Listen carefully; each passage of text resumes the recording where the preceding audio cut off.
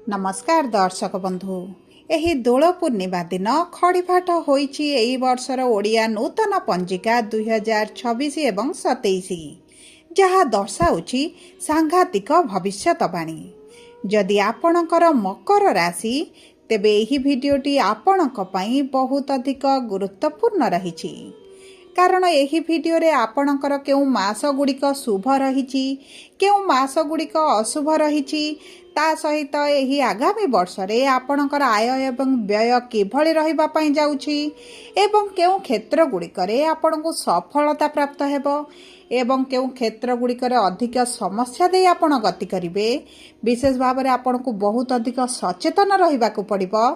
ता सहित मोटामोटी भाव में कहवाकू गले आपणकर स्वास्थ्य, शिक्षा, चाकरी, प्रेम संपर्क, विवाह, वैवाहिक जीवन, संतान जोग, आर्थिक स्थिति एवं कोर्ट कचेरी केस गुड़िक आपणकर एही संपूर्ण वर्ष रे केमिति रहिबो एही भिडियो रे आपणको जणाइबी। ता सहित आपणकर राशि मकर हेले मध्य नक्षत्र अनुजाई प्रमुख ग्रह मानकर गोचर, राशि परिवर्तन एवं जो महापरिवर्तन आगकू हेबाकू जाउछि, सबुठारु बड़ कथा हेउछि कौन रही प्रतिकार जहाँ आपण को संपूर्ण वर्षटी करिवार आवश्यकता रही। कारण यह आपणकर अशुभत्व को दूर करिवो, शुभाशुभ फल को द्विगुणित करिवारे साहाय्य करिवो। ताहा मध्य एही भिडियो माध्यम रे आपण को जणाइबी। सेतिपई आपण आम सह भिडियोर शेष पर्यंत जोड़ी होई रुहंतु। एबे आसंतु कार्यक्रमटी को आगकू बढ़ाइबा, किंतु भिडियोटी आरंभ करिबा पूर्वरु जदि आपणकर भी मकर राशि होइथाए एवं आपण भी ईश्वर को आंतरिक भक्ति एवं विश्वास करंती, तेबे भिडियोटी को लाइक करंतु। कमेंट बॉक्स रे जय जगन्नाथ, जय मां लक्ष्मी अवश्य लिखि दियंतु। ता सहित आम सह जोगाजोग करिबा पई वीडियोर मध्य भागरे एक व्हाट्सएप नंबर टी दिया जाइछि, जो नंबर साहाय्य आपण आम सह जोगाजोग करी निजर नूतन कुंडली प्रस्तुत करि परिबे, कुंडली विश्लेषण कराई परिबे, किंबा आपणकर चाकरी, विवाह, व्यवसाय, प्रेम संपर्क, शिक्षा, स्वास्थ्य को नहीं किछि समस्या रहिछि ताहार सहजरे एवं स्वल्प मूल्य रे समाधान करि परिबे। सेतिपई आपण आम सह भिडियोर शेष पर्यंत जोड़ी होई रुहंतु। व्हाट्सएप नंबर माध्यम रे आम सह जोगाजोग करी खूब कम मूल्य रे आपणकर समस्यार समाधान करंतु। एबे आसंतु कार्यक्रमटी को आगकू बढ़ाइबा, किंतु सर्वप्रथमे जानिबा प्रमुख ग्रह मानकर गोचर जहाँ आपणक जीवन को अधिक प्रभावित करिवो ताहा केबे एवं केउ तारीख गुड़िकरे हेबा पई जाउछि। देखंतु सर्वप्रथमे देवगुरु बृहस्पति 2 जून 2026 रे आपणकर मिथुन राशि छाड़ी कर्कट राशि रे प्रवेश करिवे। माने आपणकर षष्ठ भावरु केंद्र को बा सप्तम भाव को गोचर करिवे, जहाँ आपणक पई अति शुभदायक रहिबो। एवं 31 अक्टोबर 2026 रे आपणकर अष्टम भाव को गोचर करिवे, जहाँ आपणको उत्तम फल प्रदान न करि पारे। एवं शनि जे कर्म फलदाता न्यायर देवता संपूर्ण वर्षटी आपणकर तृतीय भाव रे विराजमान करिवे। जून 3 2027 तारिख रे आपणकर चतुर्थ भाव बा केंद्र को गोचर करिवे। ता सहित दुईटी प्रमुख छाया ग्रह बा माया ग्रह डिसेम्बर मास 5 तारिख दिन राशि परिवर्तन करबा पई जाउछंती। एवं राहु आपणक राशि को चलिबे, केतु आपणकर विवाहर भाव को चलिबे। तेणुकरी यह आपणक जीवन में उच्च नीच भली परिस्थिति सृष्टि करिपारे। तेबे आसंतु जानिबा नक्षत्र अनुजाई आपणक जीवन में कि प्रकार प्रभाव पड़िबा पई जाउछि। देखंतु उत्तरा साढ़ा मकर राशि व्यक्ति विशेषकर नक्षत्राधिपति होउचंदी सूर्य एवं सूर्य विराजमान करछंती आपणकर द्वितीय भाव रे। एवं आगामी 4 मास पर्यंत माने आपणकर जून मास पर्यंत बहुत भल स्थिति रे रहिबे।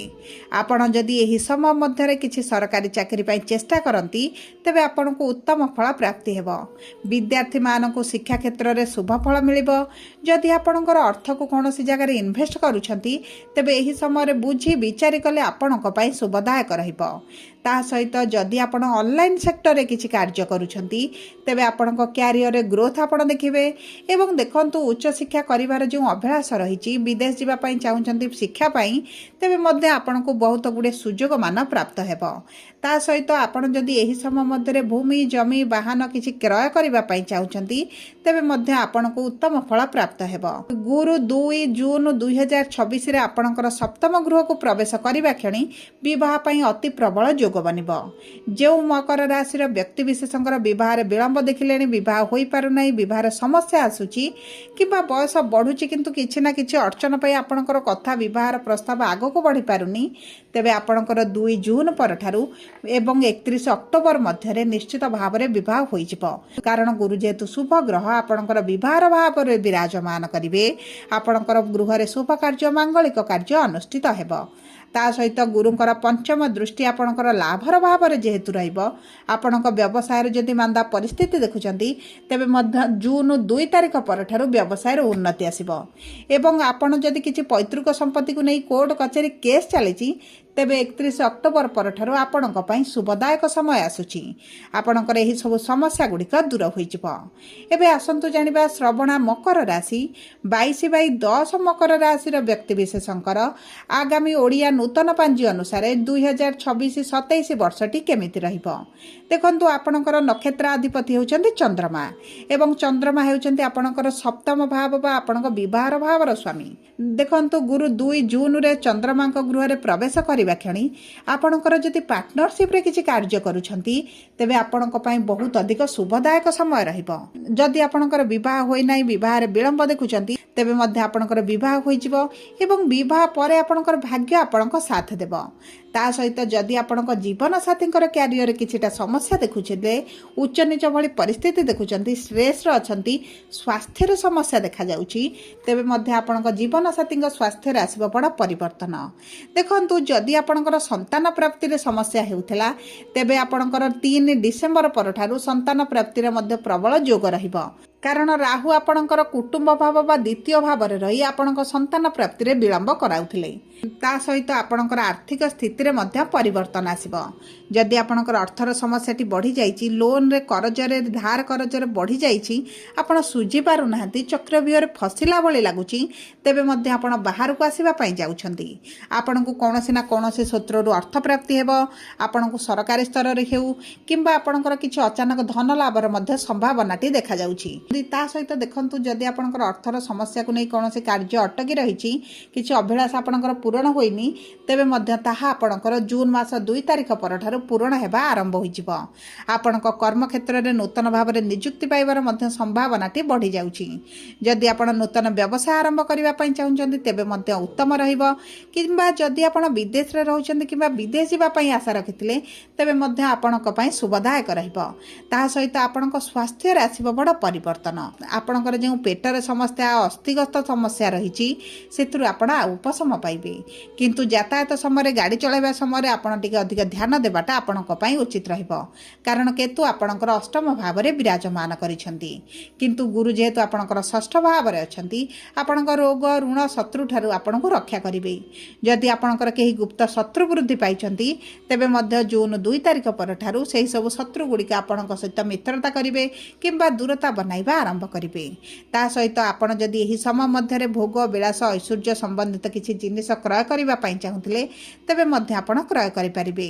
ଏବେ ଆସନ୍ତୁ ଦେଖିବା ଧନିଷ୍ଠା ମକର ରାଶି 23/10 ମକର ରାଶିର ବ୍ୟକ୍ତିବିଶେଷଙ୍କର ଆଗାମୀ ଓଡ଼ିଆ ନୂତନ ପାଞ୍ଜି ଅନୁସାରେ 2026 ଏବଂ 27 ବର୍ଷଟି କେମିତି ରହିବ। ଦେଖନ୍ତୁ, ଆପଣଙ୍କର ନକ୍ଷତ୍ର ଅଧିପତି ହେଉଛନ୍ତି ମଙ୍ଗଳ ଏବଂ ମଙ୍ଗଳ ହେଉଛନ୍ତି ଆପଣଙ୍କର ଚତୁର୍ଥ ଭାବ ଏବଂ ଏକାଦଶ ଭାବର ସ୍ୱାମୀ ଅଟନ୍ତି। ଆପଣଙ୍କର ଏହି ସମୟ ମଧ୍ୟରେ ମାତାଙ୍କ ସହିତ ସମ୍ପର୍କରେ ମଧୁରତା ଆସିବ। ଯଦି ମାତାଙ୍କ ସ୍ୱାସ୍ଥ୍ୟରେ କିଛି ସମସ୍ୟା ଥିଲା, ଆପଣ ଚିନ୍ତିତ ରହୁଥିଲେ, ତେବେ ମଧ୍ୟ ଆପଣଙ୍କର ଚିନ୍ତା ଗୁଡ଼ିକ ଦୂର ହୋଇଯିବ। ଆପଣଙ୍କର ଏହି ସମୟ ମଧ୍ୟରେ ପୈତୃକ ସମ୍ପତ୍ତିରେ ଯଦି ଆପଣଙ୍କର କିଛି ଡିସ୍ପ୍ୟୁଟ୍ ଚାଲିଥିଲା ତେବେ ମଧ୍ୟ ସେଥିରୁ ବାହାରକୁ ଆସିବେ ଏବଂ ଆପଣଙ୍କର ପୈତୃକ ସମ୍ପତ୍ତିରେ ଆପଣଙ୍କ ପ୍ରାପ୍ୟ ଆପଣଙ୍କୁ ପ୍ରାପ୍ତ ହେବ। ନୂତନ ଗୃହ ପ୍ରବେଶ, ନୂତନ ଗୃହ ନିର୍ମାଣ କିମ୍ବା ଆପଣ ଯଦି ନୂତନ ଭାବରେ କିଛି ଜିନିଷ କ୍ରୟ କରିବା ପାଇଁ ଚାହୁଁଛନ୍ତି ତେବେ ମଧ୍ୟ ଆପଣଙ୍କ ପାଇଁ ଅତି ଉତ୍ତମ ସମୟ ରହିବ। ଦେଖନ୍ତୁ, ଯଦି ଆପଣ ବିଦ୍ୟାର୍ଥୀ ଅଛନ୍ତି ତେବେ ମଧ୍ୟ ବିଦ୍ୟା କ୍ଷେତ୍ରରେ ଆପଣଙ୍କୁ ବହୁତ ଅଧିକ ଶୁଭ ଫଳ ପ୍ରାପ୍ତି ହେବ। ଆପଣଙ୍କର ରସ୍ୟାଧିପତି ଶନିଙ୍କର ସପ୍ତମ ଦୃଷ୍ଟି ଯେହେତୁ ଭାଗ୍ୟର ଭାବ ଉପରେ ରହୁଛି, ଆପଣଙ୍କ ଭାଗ୍ୟ ଆପଣଙ୍କ ସାଥ ଦେବ। ଏହି ସମୟ ମଧ୍ୟରେ ଆପଣଙ୍କର ଯଦି କିଛି ଆଲିଗେସନ୍ ଲାଗିଛି, କିଛି ମିଥ୍ୟା କେସ୍ରେ ଆପଣ ଫସି ଯାଇଛନ୍ତି, ତେବେ ମଧ୍ୟ ଆପଣ ବାହାରକୁ ଆସିବେ। ଆପଣଙ୍କର ଏକ୍ସଟ୍ରା ଇନକମ୍ କରିପାରନ୍ତି, ଏକ୍ସଟ୍ରା ରୋଜଗାର କରିପାରନ୍ତି। ଆପଣଙ୍କର ଯଦି କର୍ମକ୍ଷେତ୍ରରେ ପରିବର୍ତ୍ତନ ଚାହୁଁଥିଲେ ତାହା ମଧ୍ୟ ଆପଣଙ୍କର ହୋଇଯିବ। ଏବଂ ଦେଖନ୍ତୁ 2 ଜୁନ୍ ପରଠାରୁ ଆପଣଙ୍କର ସାଲାରୀରେ ଇନକ୍ରିମେଣ୍ଟ ହେଉ କିମ୍ବା ପ୍ରମୋସନ୍ ହେଉ କିମ୍ବା ଆପଣଙ୍କର ଟ୍ରାନ୍ସଫର ପାଇଁ ଯଦି ଚେଷ୍ଟା କରୁଛନ୍ତି ତାହା ମଧ୍ୟ ଆପଣଙ୍କର ହୋଇଯିବ। ବିଶେଷ ଭାବରେ ଆପଣଙ୍କ ବ୍ୟବସାୟ କ୍ଷେତ୍ରରେ ଆପଣଙ୍କୁ ଉନ୍ନତି ପ୍ରାପ୍ତ ହେବ। ଯଦି ଆପଣଙ୍କ ବୈବାହିକ ସମ୍ପର୍କରେ କିଛି ସମସ୍ୟା ଚାଲିଥିଲା ତେବେ ତାହା ମଧ୍ୟ ଆପଣଙ୍କର ସମାଧାନ ହୋଇଯିବ। ଆପଣଙ୍କର 2 ଜୁନ୍ ପରଠାରୁ ସ୍ୱାସ୍ଥ୍ୟର ଉନ୍ନତି ଆସିବ। ଯଦି ପୁରୁଣା ସ୍ୱାସ୍ଥ୍ୟ ସମସ୍ୟା କିଛି କଷ୍ଟ ଦେଉଛି, ପୀଡ଼ା ଦେଉଛି, ତେବେ ସେଥିରେ ମଧ୍ୟ ଆପଣ ଉପଶମ ଦେଖିବେ। ସବୁଠାରୁ ବଡ଼ କଥା ହେଉଛି ସନ୍ତାନ ପ୍ରାପ୍ତି ପାଇଁ ଅତି ପ୍ରବଳ ଯୋଗ ବନୁଛି। ଯଦି ଆପଣ ସନ୍ତାନ ସୁଖରୁ ବଞ୍ଚିତ ଅଛନ୍ତି, ଦୀର୍ଘ ଦିନ ହେଲା ଚେଷ୍ଟା କରି ମଧ୍ୟ ସନ୍ତାନ ସୁଖ ପ୍ରାପ୍ତି ହେଉନାହିଁ, ତେବେ ମଧ୍ୟ ଆପଣଙ୍କୁ ସନ୍ତାନ ସୁଖ ପ୍ରାପ୍ତି ହେବ। ତା ସହିତ ଦେଖନ୍ତୁ, ଯଦି ଆପଣଙ୍କର ସନ୍ତାନ ଅଛନ୍ତି କିନ୍ତୁ ତାଙ୍କ ସ୍ୱାସ୍ଥ୍ୟକୁ ନେଇ, କ୍ୟାରିୟରକୁ ନେଇ, ବିବାହକୁ ନେଇ ଆପଣ ଚିନ୍ତିତ ରହୁଛନ୍ତି, ତେବେ ଚିନ୍ତାର କୌଣସି ଆବଶ୍ୟକତା ନାହିଁ। ଜୁନ୍ ମାସ 2 ତାରିଖ ପରଠାରୁ ଆପଣଙ୍କ ସନ୍ତାନଙ୍କ ମାଧ୍ୟମରେ ଆପଣ ଧନ ଲାଭ କରିବେ।